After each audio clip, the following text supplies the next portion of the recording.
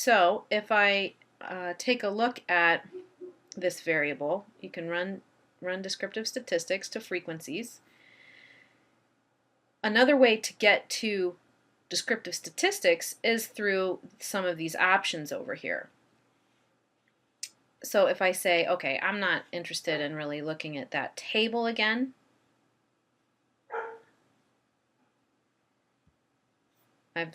you saw what that error, it was kind of an error message, an informational message. Let's look at compass reading and compass writing. So if I get to this point, I'm not going to see the frequency distribution tables because I've turned that off, but I'm going to come over here to statistics. And this is giving me options similar to what I had before under just running descriptive statistics, but it's actually giving me a few more options, especially under central tendency.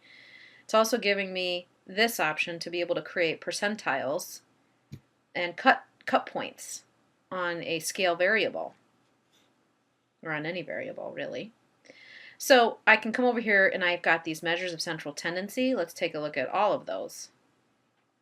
It gives you these terms right here. I have these measures for dispersion, standard deviation, min, max, variance, and range. Anytime that you run a mean for something, you want to also provide the standard deviation. That's critical because that gives you and your readers a picture of the data. Is the standard deviation small? Is it large? And that helps you understand your data better. And then here are the measures for distribution. Same thing we saw under that other tab. Let's look at those too. Skewness and kurtosis. Okay, so we've got those statistics. We got to that under frequencies. And we're just going to select OK for now. Perfect. Look, one little table has both variables in it, compass write, compass read. It's showing us all this information. It's showing us how many cases we have for compass write, how many cases we have for compass reading test, how many are missing out of our entire data file. It gives us the mean, the median, and the mode, which is exactly what we selected. It's showing us the standard deviation, the skewness statistic, and the kurtosis statistic. Both of those are looking okay.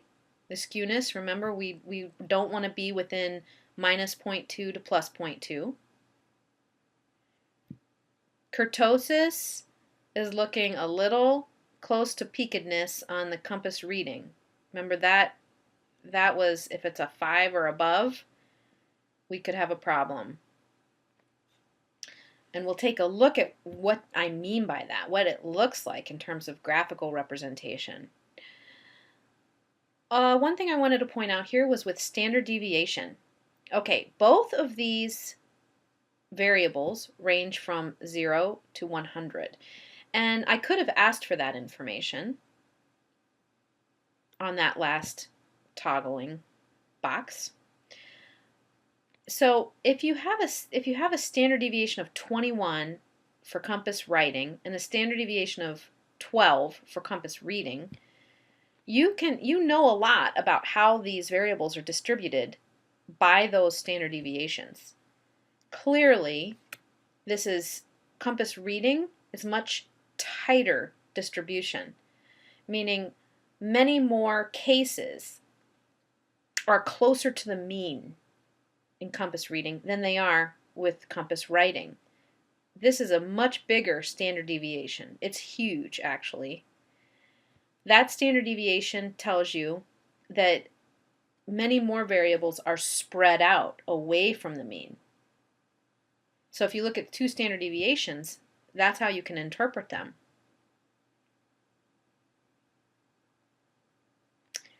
Okay, let's take a look at graphical representations, how to get to graphical representations of these variables. Going back to my spreadsheet. let's first we'll look at these two variables that have a range of 0 to 100. So if I go back up here to descriptive statistics, frequencies, remember that's how I'm going to get to these options on this right-hand side. Recall I could have over here for these asked for a min, max, and a range to know that, but I just happen to know that those COMPASS test scores range from 0 to 100. Continue on that, so we're going to get that chart again. So charts, here is another option for you to get pictures, graphical representations of the data. So for these data, they are scale variables, interval ratio level data. I'm going to look at the histogram for this data. You could look at a bar chart too, and we'll look at that in a second when we look at grades. Bar charts are used more for nominal level data and ordinal level data. Histograms and pie charts also, mainly for nominal level data, because pie charts don't need to give you a reference for what's higher or lower in the values than something else. Histograms will show you how your data are distributed for interval and ratio level variables. Let's look at the normal curve superimposed upon our histogram for these two variables. Continue and OK. Okay, it's going to give us this chart again because we asked for that. COMPASS writing and COMPASS reading. Now here's our histograms. COMPASS writing. Recall it only goes up to 100, so there's no values up here on the right hand side. And then COMPASS reading. So if we look at these histograms, you can see it provides the mean information, it provides the standard deviation, and it provides the total number of n. So if you were to see this distribution in a research article, what would you how would you interpret this? Clearly, just by looking at the picture, you can see that there's a little bit of skewness here. And it's skewed left, meaning there's more values in this tail than you would ordinarily expect. Skewed left, negative skew. And if we look back up at our descriptive statistics right here, skewness minus 1.4. So it's negative skew.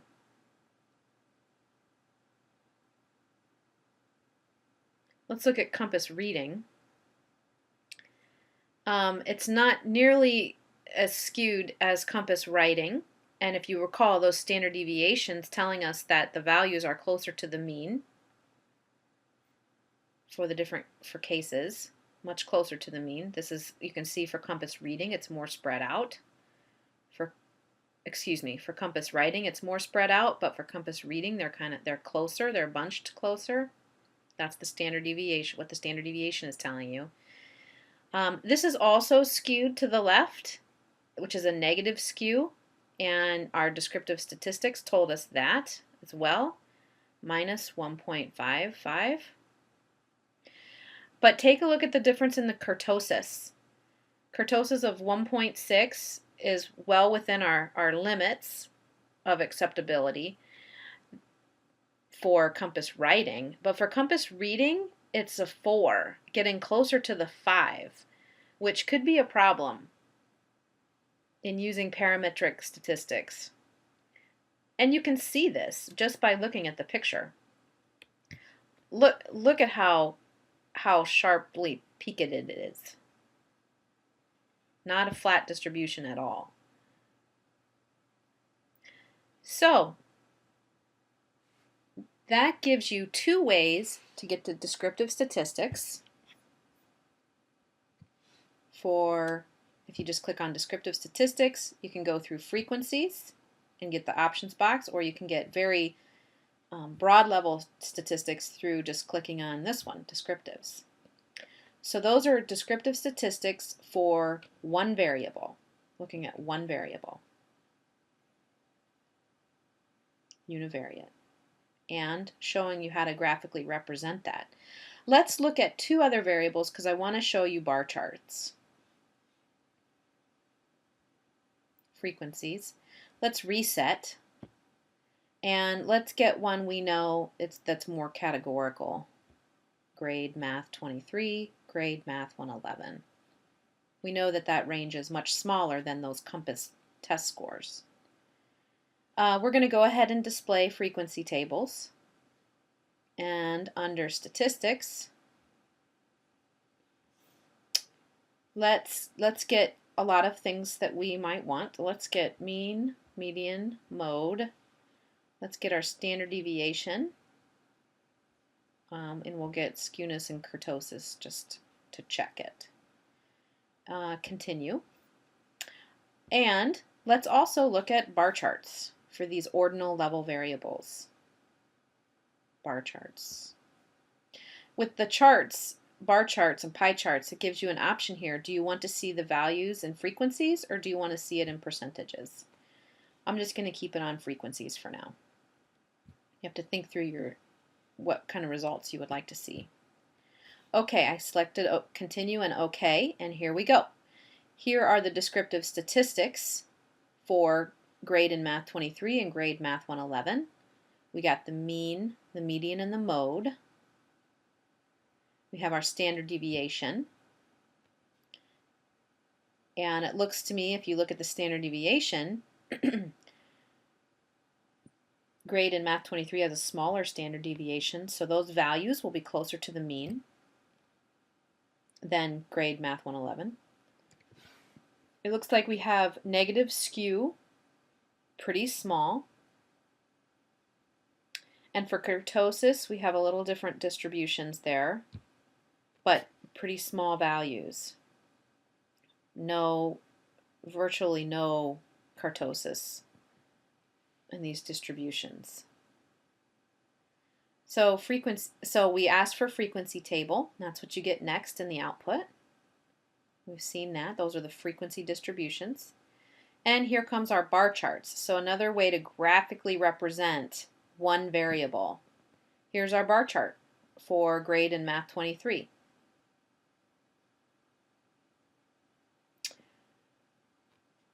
And our bar chart in grade Math 111.